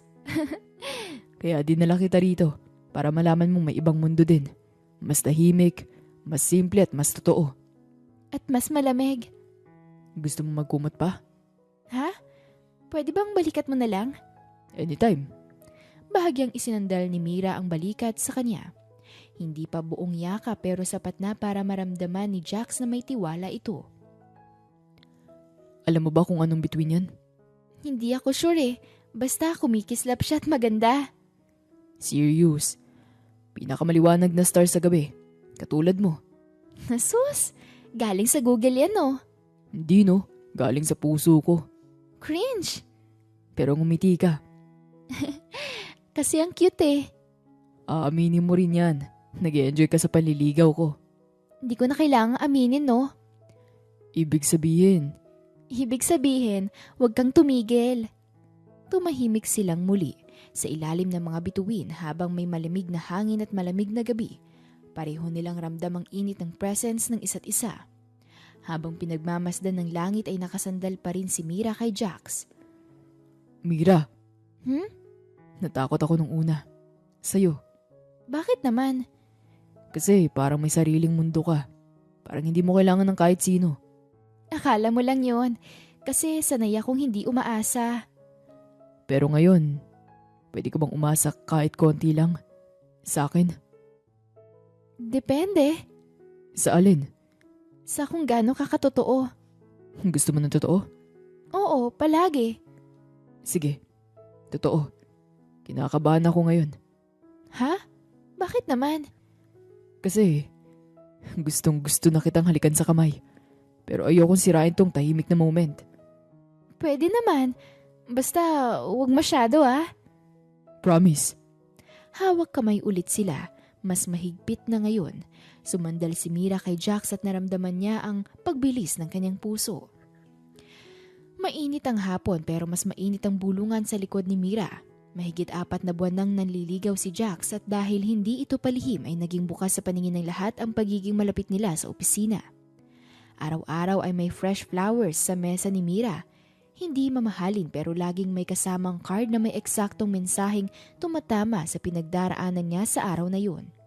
At araw-araw rin may mga mapanghusgang mata na sumusunod sa bawat sulyap, bawat ngiti, bawat sabay nilang paglabas ng elevator. Sa break room ay naroon ang 3 empleyado ng finance department. Pigil ang tawa. Grabe no, upgrade si Sir Jax from HR heartthrob to CEO's boy toy. Astig! Baka naman may position na yan next quarter. Performance-based daw, pero iba yung performance na hinahanap. Di bali na may pekla at basta CEO, pakapalan na lang ng muka. Wala na siyang pakialam kung pangit ang nililigawan niya. Nagtawanan silang 3 at patuloy sa usapan. Well, ganun talaga. Kapag mayaman na, huwag mo nang pakawalan kahit pangit. Jackpot na kasi. Tumigil bigla ang usapan. Sa pintuan ng break room ay nakatayo si Jax.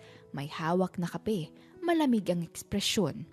Tahimik siyang pumasok at nilapag ang tasa sa counter at humarap sa kanila. Kung ang promotion ay nakukuha sa paninira ng may dedikasyon at dignidad, dapat pala matagal na kayong department heads. Napaatras ang 3 nagbubulungan. Sir, hindi naman po. Wala naman kaming sinasabing masama. Masama silang tiningnan ni Jax. Wala. O sadyang sanay na kayong gumamit ng ngiti habang nanlalait. Nagbibiro lang po. Alam niyo naman yan. Mas delikado ang biro kapag ginagamit sa paninira ng pagkatao. At mas mapanganib ang mga taong natatawa sa kahihiyan ng iba kaysa sa mga taong tahimik pero matatag. Napayuko ang mga ito at nahiya. Gusto niyong pagtawanan si Mira dahil sa panlabas niyang hitsura. Gusto niyong isipin na may kapalitang respeto at pagmamahal sa kanya. Itong sasabihin ko sa inyo. Kahit kailan, hindi ko kailangan ng posisyon para piliin at mahalin siya. So, totoo nga po na naliligaw kayo? Totoo. At proud ako dun. Naliligaw ako hindi dahil CEO siya, kundi dahil siya isang tao.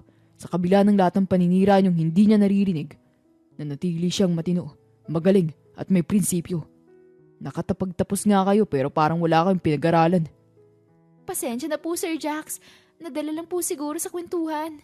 Huwag niyo nang uulitin. At kung sakaling makarating to sa kanya, mas piliin yung manghingi ng tawad kaysa magmalinis ng pangaran kapag nahuli na. Umalis si Jax at naiwan ng 3. Tahimik at pulang-pula ang muka. Samantalang nakatayo si Mira sa bintana, hawak ang mug ng green tea. Narinig niya ang yabag ni Jax sa likod pero hindi siya lumingon.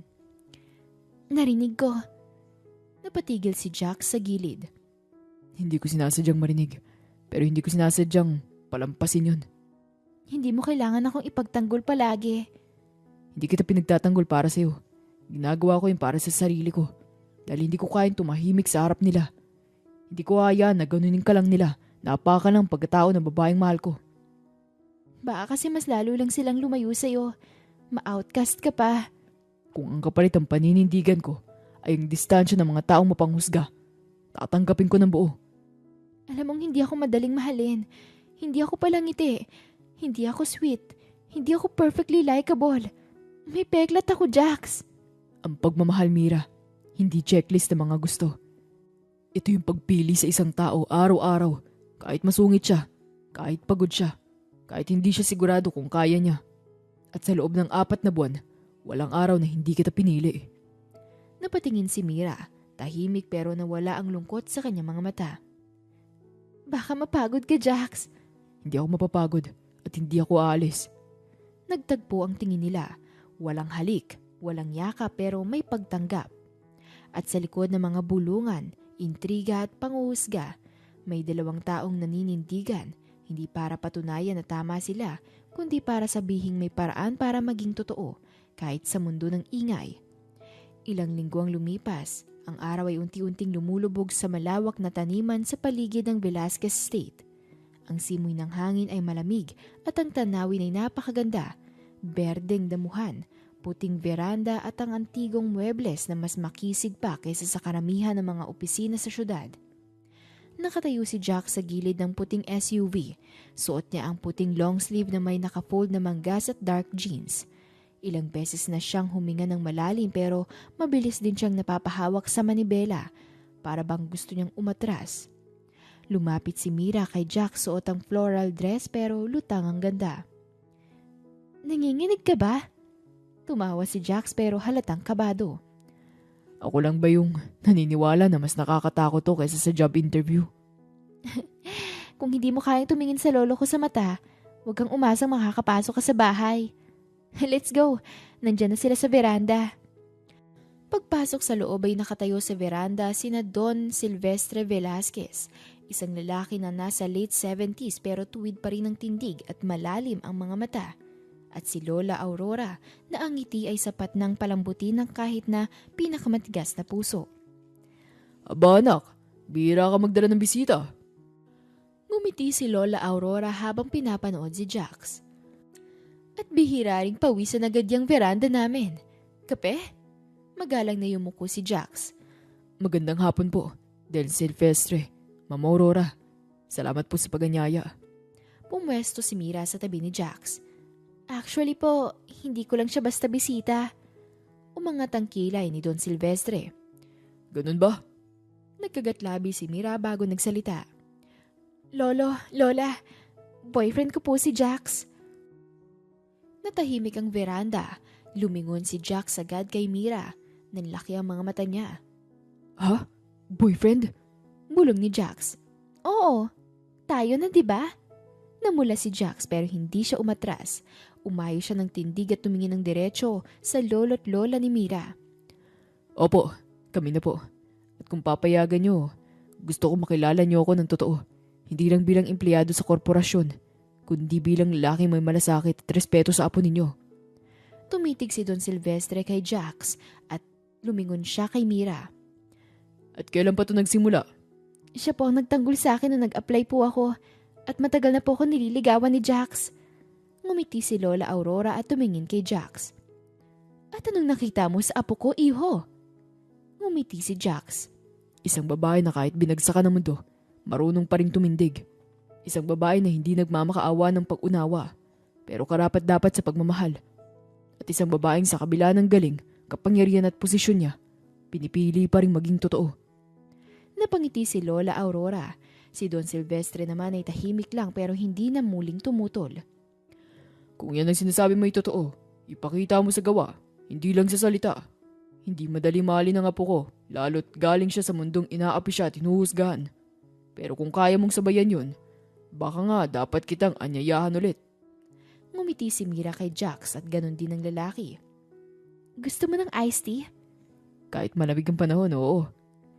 Habang pumapasok si Mira para kumuha ng inumin, naiwan sina Don Silvestre at Jax sa veranda. Kaya mo bang panindigan ng sinabi mo, iho? Opo, hindi ko po siya susukuan. Kahit gaano kahirap. Yan din ang sinabi ng yumaong lolo niya tungkol sa lola niya. At tinupad niya yon. Sandaling katahimikan. Kung saktan mo siya, hindi kita ipapatapon sa ibang bansa. Ako mismo magbabaon sa'yo dito sa Tagaytay. Ngumiti si Jax. Noted po, sir. Bumalik si Mira na may hawak na 2 baso. Inabot niya kay Jax ang isa. Sabi ko na nakangiti ka pa rin. Kahit tinakot ako ng lolo mo, at least worth it. Wala pa yun sa kalahati. Ready ako. Kasi hindi ako tagapagtanggol lang. Kasama mo na ako. Sa laban sa buhay, sa lahat. Sa tanawin ng Tagaytay, habang unti-unting nababalot ng dilim ang araw ay malinaw ang isang bagay. Ang pagmamahal na pinili ni Mira ay hindi lang proteksyon. Ito ang kumpirmasyon na pwede siyang mahalin, hindi dahil sa kung sino siya sa mata ng mundo, kundi dahil sa kung sino siya sa mata ng isang taong piniling manatili. At si Jax, mula sa pagiging tahimik na kakampi, ngayoy katuwang na sa bawat hakbang. Makalipas ang ilang linggo, masayang naging relasyon nilang dalawa at walang kahihiyan. Ang langit ay unti-unting lumalamlam, binabalot ng mga ulap na kulay abot kahil. Walang masyadong ilaw sa rooftop garden maliban sa maliit na fairy lights na nakaikot sa balustre. Tahimik ang paligid at halos maririnig mo ang sariling paghinga. Nasa isang bench si Mira, suot ang gray coat na may maroon lining. Bukas ang harapan habang yakap ang sarili sa ginaw. Hawak niya ang maliit na card na iniabot sa kanya ni Jax nung unang gabi ng panliligaw. Paulit-ulit niya itong binabasa. Narinig niya ang pamilyar na yabag sa likod. Hindi siya tumingin pero alam na niyang si Jax iyon. Akala ko malamig lang yung hangin, pero mas malamig pala kapag wala kang yakap. Umupo siya sa tabi ni Mira at hindi agad nagsalita. Tahimik na tinatanaw ang mga ilaw sa malayo, ang mga kotse sa highway na parang alitap-tap. Ginagamit mo na naman yung cheesy lines mo eh. Nag-work na naman eh. Tumingin ka, di ba? Ngumiti si Mira pero hindi agad nagsalita. Mas piniling muling tingnan ng card sa kamay niya. Alam mo bang ilang beses ko na itong binasa ngayong linggo? Hindi. Pero sa bawat pagbasa mo, mas napapansin mong totoo lahat ng sinasabi ko roon. Yung hindi kita iiwan kahit magbago pa ang lahat? Oo, kasi hindi lang yun pangako. Desisyon na yun. Muling bumalot ang katahimikan. Tanging malamig na hangin ang saksi sa bigat ng mga salitang hindi pa binibitawan. Minsan, natatakot pa rin ako. Saan? Sa bukas. Sa pwedeng mangyari. Sa pwedeng mawala. Hindi kita pipilitin na huwag matakot. Pero gusto kong malaman mo, kahit matakot ka, hindi kita iiwan. Wala kang kailangang harapin na mag-isa. Paano kung hindi ko na kaya? Then hihinga tayo ng sabay. Tahimik kung kailangan. Iiyak kung dapat. Pero hindi kita iiwan. Tumalikod si Mira ng bahagya at humarap kay Jax. May pangako rin ako. Sige, papakinggan ko. Hindi kita itutulak palayo. Hindi ko sisirain ang tiwala mo. At kahit anong ingay ng mundo, pipiliin kong manahimik sa tabi mo. Manatili, kumapit. Napakagat-labi si Jax at pilit na pinipigilan ng emosyon. Mira. Pwede ba kitang yakapin ngayon? Hindi dahil malamig, kundi dahil ayoko masanay ka na wala ka sa bisig ko. Dahan-dahang tumango si Mira. Lumapit si Jax at marahan niyang niyakap si Mira, hindi para lambingin, kundi para iparamdam na may tahanan ito at sa kanya iyon. Sa lahat ng pangakong narinig ko sa buhay ko, ito lang ang pinili kong paniwalaan. At ito lang din ang hindi ko sisirain. Patuloy ang yakap nila. Tahimik ang gabi pero puno ng emosyon ang paligid. Ang ilaw mula sa rooftop garden ay lalong nagpalambot sa mga anino nila. Ramdam ang pintig ng damdamin. Jax! Bumitaw siya ng kaunti sa yakap pero hindi tuluyang lumayo. Nasa dibdib pa rin siya ni Jax at nakatingala. Bakit? Gusto ko lang sabihin na ang dami kong takot. Sa puso ko, sa paligid ko, sa bukas. Pero kapag ikaw yung kasama ko, parang kaya ko kahit lahat yun harapin. Ayoko maging dahilan ng takot mo, Mira. Gusto kong ako yung maging dahilan kung bakit matapang ka ulit. At ikaw na nga. Huminga ng malalim si Jax. Hawak pa rin ang mga kamay ni Mira. Bukas, sa susunod na araw, kahit sa panahong may duda ka, papaalalahanan kitang mahal kita at pipiling kita araw-araw. Napangiti si Mira na may mga luhang hindi na pinipigilan. Jax, sa totoo lang, dati hindi ko akalain na magmamahal ulit ako. Pero heto ako ngayon. May halong takot, oo, pero mas malakas na yung paniniwala. At ako, hindi ko inakalang kaya kong magmahal ng ganito. Pero ikaw kasi yun, Mira. Ikaw yung hindi ko kayang palampasin. Nagkatitigan sila. Hindi kailangan magsalita ng mahaba. Niyuko ni Jax ang ulo niya at dahan-dahang inilapit ang noo sa noo ni Mira. Anong meron sa pagitan natin, Jax? Tahanan. Hindi relasyon lang. Hindi fling lang. Hindi pansamantala. Ikaw ang dulo ng lahat ng gusto kong simulan. Napakapit si Mira sa kwelyo ng suot ni Jax.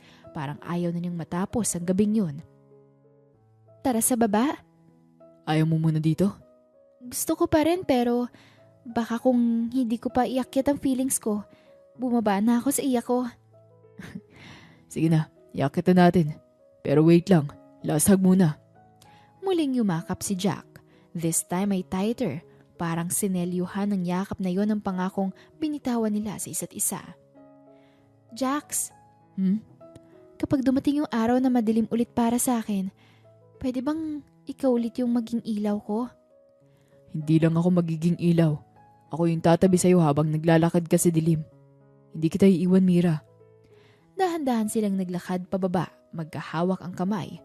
Hindi sila nagmamadali at para bang bawat hakbang nila ay pasulong sa panibagong simula. Hindi perpekto, pero totoo. Maambon sa labas, sa loob ng kondo ni Mira ay malamlam ang dilaw na ilaw mula sa lampshade sa tabi ng sofa. Naka-jacket si Jax habang si Mira na may nakasando at nakabalot ng malambot na kumot. Bakit parang gusto mo na agad dito tumira? Kasi ang sarap ng yakap mo eh. Tsaka may libreng tsaa. Uminom ka na nga muna.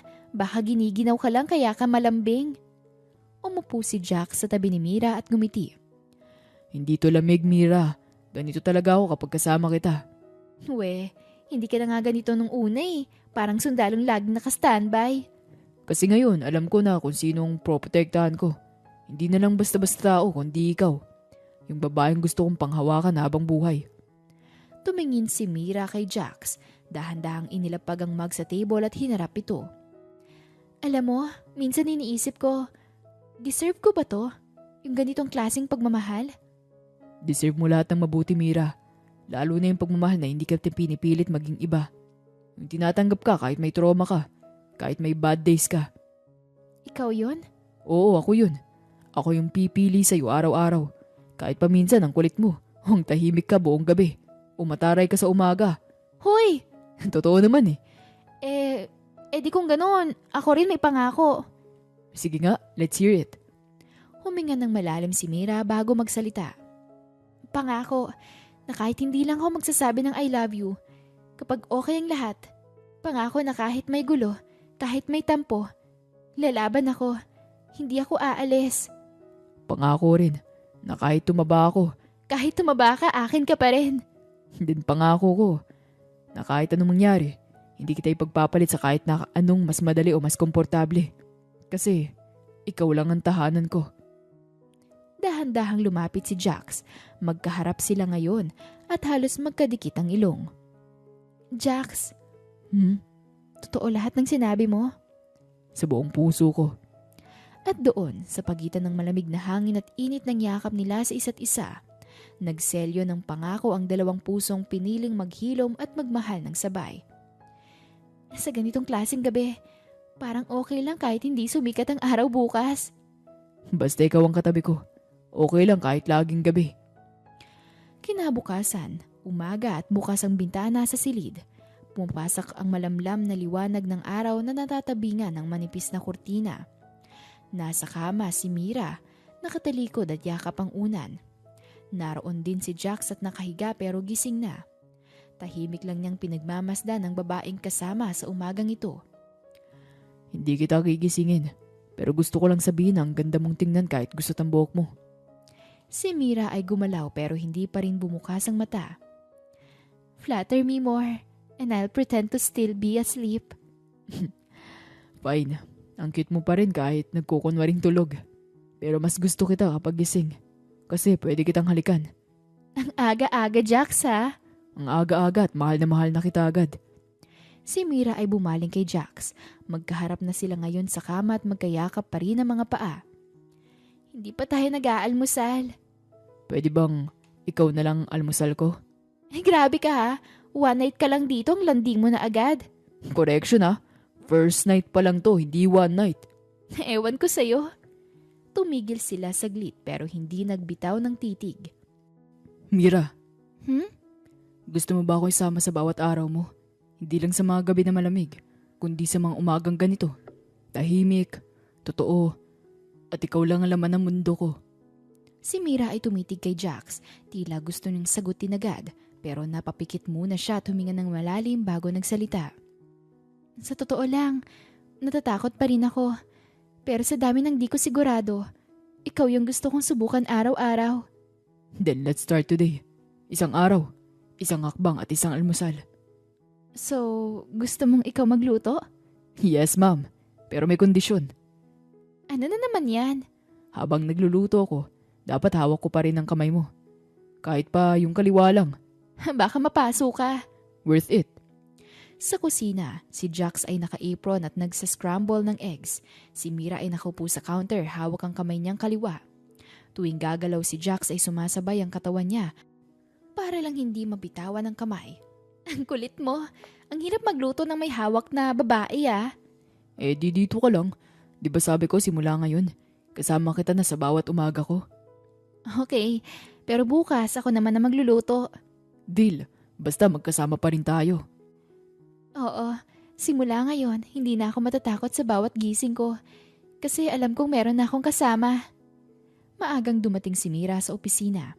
Nakasuot siya ng fitted white blazer over her black dress, slick ang ponytail at maayos ang lakad.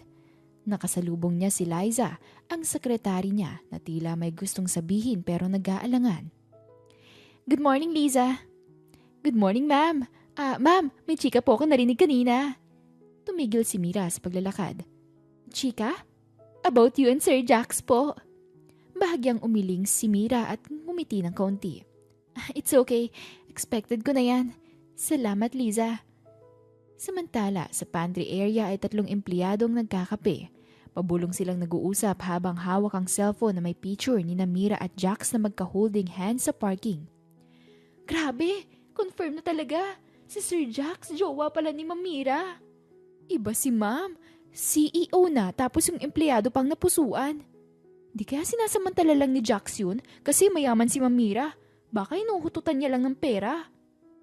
Sa hallway ay papunta sa boardroom. Naririnig ni Mira ang ilang usapan mula sa likod ng hallway partition.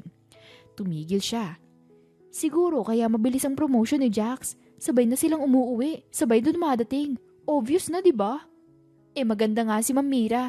Pero sayang kung ganyang lalaki lang pala siya bibigay. Huminga ng malalim si Mira at pinigilan ng sarili pero lumingon. Nilapitan niya ang grupo at matapang na tumingin. Pasensya na, pero narinig ko ang mga sinabi ninyo. Nabigla ang 3 at natulala. Gusto ko lang linawin. Kung tingin niyo ay promotion lang ang dahilan kung bakit narito si Jax, then you clearly don't know what integrity looks like. Ma'am, sorry po. Di po namin. Kung may concerns kayo about professionalism, my door is always open. Pero kung chismis lang naman ang laman ng trabaho niyo, baka dapat ibang pinto ang pagbuksan nyo. Tumalikod si Mira ngunit biglang may pumasok sa hallway. Si Jax hawak ang report folder at halatang galing sa ibang department. Napatingin siya sa tensyon. Mira? Handled. Sigurado ka? Yes, pero next time, ikaw nang sumagot. Ayokong ako lang lumalaban sa laban natin. Lumapit si Jax at tumingin sa 3 empleyado. Kung ako po ang issue nyo, pwedeng sa akin na lang kayo dumiretso. Hindi si Mira. Hindi si Mira ang kailangan magpaliwanag ng relasyon namin. Ako ang nanligaw. Ako nagmahal. Akong lumalaban para sa kanya. So kung may tanong kayo, ako ang harapin ninyo. Tahimik ang hallway at wala ni isang nagsalita. Tumango si Mira kay Jax at sabay silang naglakad palayo. Sa office ni Mira ay pumasok silang 2. Tahimik hanggang sa mapangiti si Mira habang nakatingin sa kanya. That was hot. Which part? Yung hindi ako natakot o yung sinabi kong akong lalaban para sa'yo? Pareho.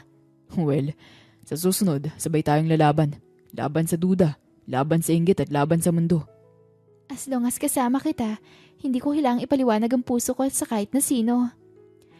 Naging mas usap-usapan pa sila at dahil kilala ang kumpanya ni Mira ay pati media ay nakichismis na rin. Dumadating yun kina Jax at Mira at napag-usapan rin sila sa social media kaya nagdesisyon na si Mira. Mainit ang ilaw sa entablado. Sa harap ay puno ng upuan, shareholders, board members, empleyado at press. May nakabalandrang logo ng Velasquez Corporation sa likod kasama ang salitang resilience, innovation, truth. Pero higit sa lahat ang sentro ng mata ang hindi sa screen kundi sa babaeng tumayo sa gitna ng entablado.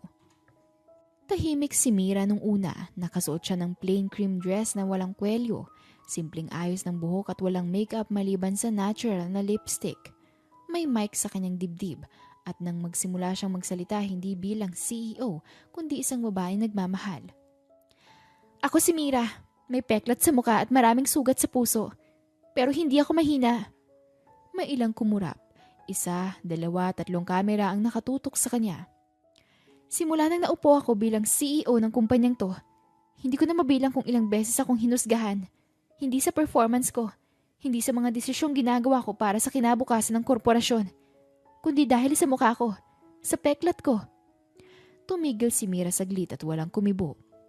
Pero hindi ko na kailangang itago kung sino ako, dahil natutunan kong may mga taong kayang magmahal, kahit hindi perpektong panlabas na anyo, na ang tunay na lakas ay hindi kailanman nakikita sa balat, kundi sa desisyong tumayo, magpatuloy at magmahal. Mula sa gilid ng entablado ay tahimik lang si Jax. Suot ang simpleng gray suit. Tahimik siyang nakatingin kay Mira. May ngiti sa kanyang mga labi, hindi dahil sa ipinaglalaban ng babae sa entablado, kundi dahil sa kung sino siya. Lahat ng katotohanan ng meron si Mira ay tinanggap niya ng buo at walang kulang.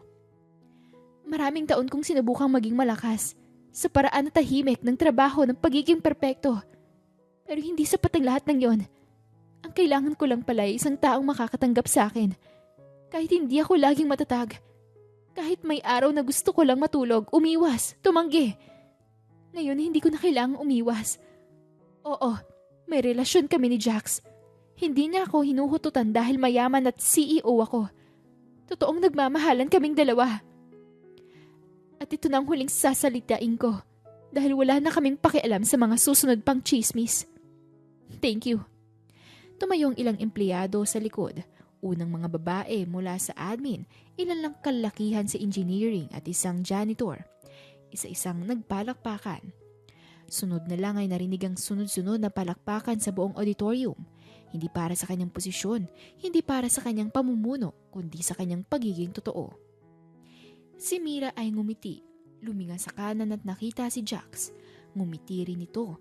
Naging usap-usapan na naman sa media pero kalaunan ay nawala na din yun. Ilang taon ang lumipas at tahimik ang paligid.